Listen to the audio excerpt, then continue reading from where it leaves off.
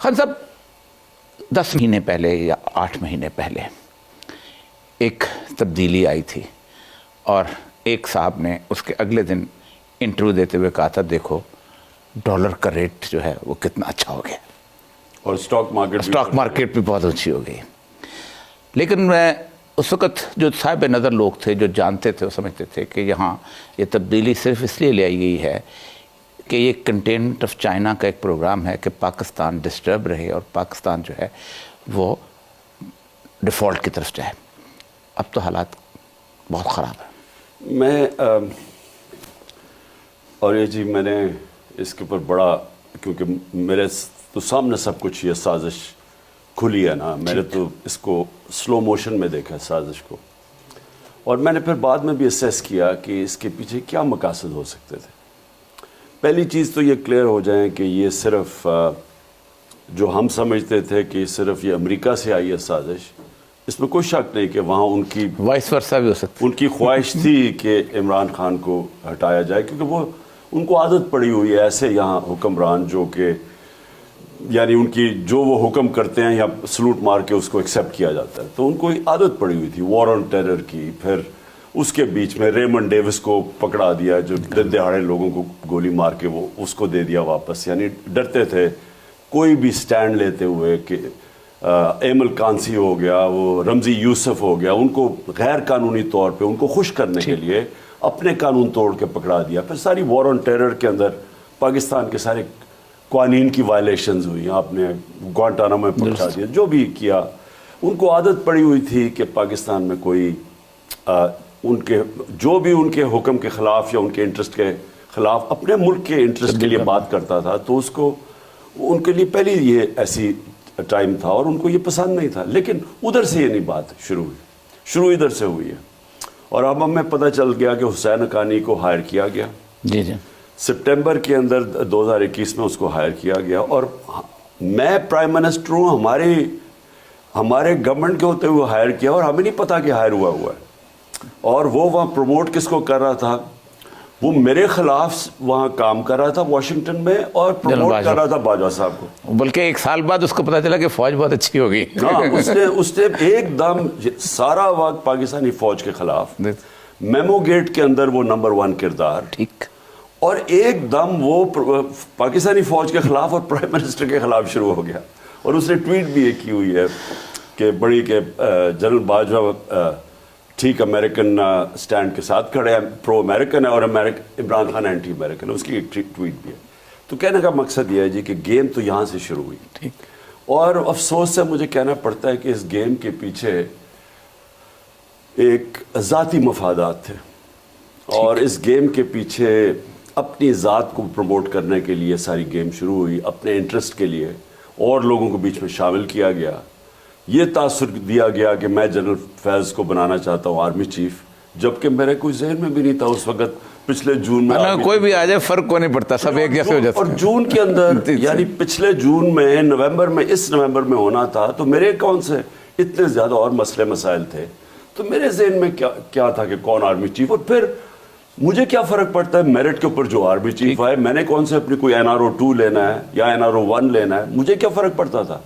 تو اس لیے وہ ادھر یہ بھی سازش یہیں سے ہوئی کہ جی عمران خان وہ جنرل فیض کو چاہتا ہے تاکہ باقی خلاف ہو جائے عمران خان کے, اور وہاں سے وہ سارا وہ مل کے تو پھر فیصلہ ہو گیا کہ جی یہ شہباز شریف کو لے کے آنا ہے. تو یہ پوری یہ سازش اب تو آہستہ آہستہ ساری انفولڈ ہو رہی ہے. سچ اللہ الحق ہے جی, سچ کا. لیکن اس 10 مہینے کے اندر جو نقصان ہوا ہے اور جو صورتحال ہوئی ہے, نہ صرف معاشی بلکہ ہماری پولیٹیکل ویلیوز کا بھی عجیب و غریب نقصان ہوا. مثلا میں بیوروکریٹ ہوں, مجھے پتہ ہے کہ گورنر کا حکم جو ہے نا وہ ایک SHO بھی نہیں مانتا, پٹواری بھی اس کا فون نہیں سنتا. ایک چیف سیکرٹری نے کیسے اس کا حکم مان لیا, کہ گورنر تھا اس کے پیچھے. دیکھیے جی, پہلے تو یہ دیکھ لیں کہ جو نقصان ہوا پاکستان, ٹھیک, سب سے پہلے تو معیشت تباہ ہو گئی. اور یہ مجھے پھر افسوس سے کہنا پڑتا ہے کہ میں نے یہ جو ایک آدمی نے جس نے سارے فیصلے کیے ہیں, جو ذمہ دار ہے سب کا, میں نے اس کو کہا, میں نے کہا یہ اگر سازش ہو گئی کامیاب تو یہ معیشت کوئی نہیں سنبھال سکے گا. اور میں اگر آپ کو میری نہیں سمجھ آ رہی, تو میں یہ جو معیشت کا ایکسپرٹ ہے شوکت ترین, اس سے تو کم از کم پوچھ لیں کہ کیا اثرات ہوں گے اگر اس سٹیج کے اوپر آپ نے رجیم چینج کیا. اور اس نے بھی سمجھایا, اور ہم دونوں سے دلاسا دیا کہ فکر ہی نہ کریں, ہم تو کنٹینیوٹی چاہتے ہیں. پیچھے سے وہ چوری چل رہی تھی. تو ان سے معیشت سنبھلنی نہیں, کیونکہ پہلے تو مجھے یہ کوئی سنہری دور بتا دیں نون لیگ کا جب انہوں نے کوئی بہت بڑے کام کیے ہوں. 99 میں گئے پاکستان بینکرپٹ, 2018 میں یہ گئے پاکستان بینکرپٹ. تو ان سے جو اسحاق ڈار 2 دفعہ بینکرپٹ کر کے ملک گیا ہے اس نے آگے سنبھالنا تھا. تو یہ جو ہوا ہے وہ ہونا تھا.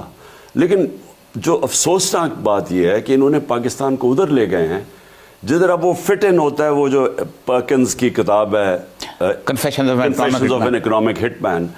اکنامک ہٹ مین کیا کرتا ہے کہ وہ اس کی ساری کتاب کا مفہوم یہ ہے کہ وہ آ کے پہلے ایک معاشرے کو اس کی معیشت کو قرضے دے کے تباہ کرتا ہے, اسٹرکچرل لونز, اور پہلے تباہ کرتا ہے, اور اس کے بعد جب وہ گھٹنوں پہ آ جاتے ہیں ایک ملک تو پھر ان کے ایسٹس سٹرپ کرتا ہے, ان کے پرائیویٹائز کروا کے ان کے ایسٹس لے جاتا ہے. یہ اس کا اثر تھا.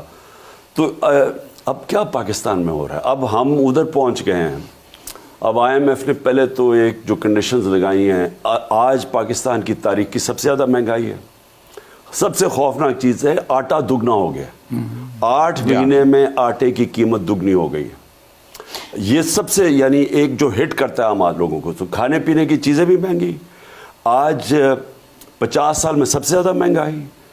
آج انڈسٹری بند ہو رہی ہے, آج بے روزگاری بڑھ رہی ہے, جبکہ 8 مہینے پہلے پاکستان کی record industrial production, exports, tax collection, پیداوار, 4 فصلوں کی ریکارڈ پیداوار, اور IT سب سے بڑی ٹیکنالوجی کی طرف جا رہے تھے. 75% IT آگے بڑھ رہا تھا. $24 بلین تھا 2019 میں آپ کا ریزرو, جو کبھی بھی ایک بڑا اہم ترین بات ہے کہ کسی بھی دنیا میں معیشت کو اس کے معیشت دان ٹھیک نہیں کرتے, بلکہ 2 چیزیں کرتے ہیں, law and order and political stability. آپ ظاہر بات ہے فیوچر آپ کا ہے, نظر آ رہا ہے. اگر آپ کا فیوچر نہ ہوتا تو اب تک الیکشن کروا چکے ہوتے. سے بتائیے گا کہ پاکستان کی جو پوری کی پوری ہسٹری ہے وہ معیشت دانوں کی تباہی کی وجہ سے شعیب سے لے کے آخر تک انہی ورلڈ بینک کے ٹوڈیوں نے خراب کیا. آپ سمجھتے ہیں کہ آپ کے آنے سے پولیٹیکل اسٹیبلٹی آ جائے گی اس ملک میں؟ دیکھیں جی, پہلے تو یہ کہتے کہ ان کے رہتے ہوئے تو نہیں, وہ تو صحیح ہے, یہ تو کلیئر ہو جائے کہ انہوں نے 8 مہینے میں جدھر آ گئے ہیں, نہ انٹرنلی کوئی آج سرمایہ کار اس حکومت کے اوپر کوئی ٹرسٹ کرتا ہے, بلکہ 88% بزنس سمجھتے ہیں کہ حکومت فیل ہو گئی. بیرونی ملک ویسے ساری فائنینشیل مارکیٹس اب بند ہو گئی ہیں, کیونکہ جو ہمارا ایک رسک تھا ڈیفالٹ کا 100 پہ چلا گیا. 8 مہینے پہلے وہ تھا 5%, ہم جب تھے یہ 100 پہ چلا گیا. اب اس کا مطلب کسی نے پیسے باہر سے نہیں دینے, تو نہ سرمایہ کاری آنی ہے, نہ پیسے, نہ کمرشل لونز. اب کیا کریں گے؟ یہ بالکل اب محرون منت ہو گئے ہیں IMF کے اور وہ پاورز کے جن سے ان کو پیسہ مل سکتا ہے. اب وہ کیا پاکستان سے مانگی؟ میں وہی آ گیا, اکنامک ہٹ مین ایک ہی چیز رہ گئی ہے پاکستان کے پاس. اور خدا نہ خواستہ اگر آپ اس کے اوپر ڈیل کر لیتے ہیں, اور یہ کر سکتے ہیں کیونکہ ان کا سٹیک ہی پاکستان میں نہیں ہے, یہ تو باہر رہتے ہیں پاکستان, پیسہ ان کے باہر پڑا ہے. ڈالر اگر مضبوط ہوتا ہے, روپیہ گرتا ہے. اب روپیہ گرتا گیا جب سے, سوچ لیں کہ اوپن مارکیٹ میں 260 روپے کا ڈالر ہے. ٹھیک. ہم جب انہوں نے نو کانفرنس کیا تو 178 روپے کا ڈالر تھا. ٹھیک. اب یہ جو ایک کتنا بڑا تیزی سے گرا ہے نیچے, کوئی اس کے ایکسپلین تو کریں کہ کیا ہوا ہے.